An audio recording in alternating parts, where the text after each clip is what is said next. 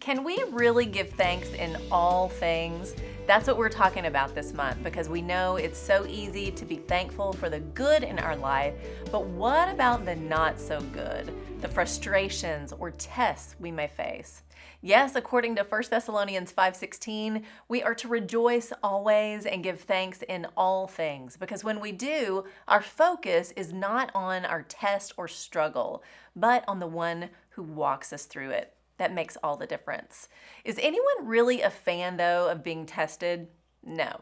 I love the t-shirts that say, "Why y'all trying to test the Jesus in me?" Our patience is tested daily.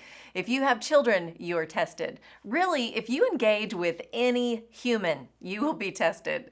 We get frustrated and often placed in situations where we must practice the fruits of the Spirit, which are love, joy, peace, patience, kindness, goodness, gentleness, faithfulness, and self-control. To produce that fruit, we must pass the test and be guided by the Spirit. The test comes when we are challenged and provoked even to the point where it can become really difficult, for example, to show love to someone who hates us. There's the test. What about having joy in your heart, even in the midst of pain? It's beyond what we can do on our own strength. Patience is one of those things we are told not to pray for, because as sure as you do, something will give you the opportunity to practice it. I can give thanks for those moments because it's through those times of testing I feel God's presence and His hand guiding me. Peace replaces frustration in my heart as I surrender how I would like to respond to how God would have me respond. Recently, I had a suitcase travel to Pennsylvania, even though I did not travel to Pennsylvania.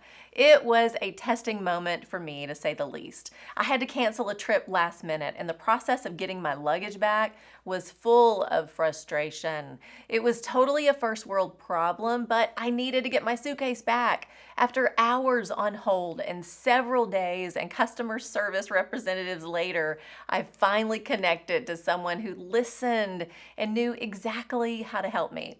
Through that, God reminded me He sees me and knows just where I am in every moment and what I need.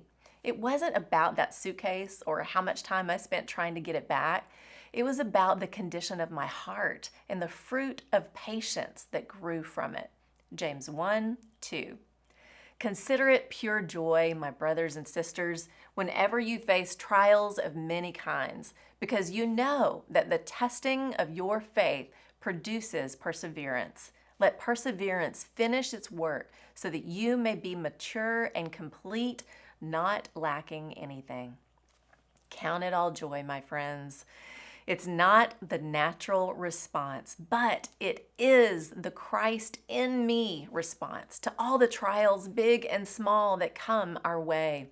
I know the more I am tested, the more opportunities I have to lean into God's strength and power to get me through the test, through the trial. As I do, my faith becomes stronger, my joy is complete, and the fruit of my life is not fear, frustration, anger, and bad responses. It's patience that God is growing in me as I surrender all things to Him. That's the truth. Give thanks in all things. Even when your patience is wearing thin, God sees you and He'll get you through. I'm Lori Klein.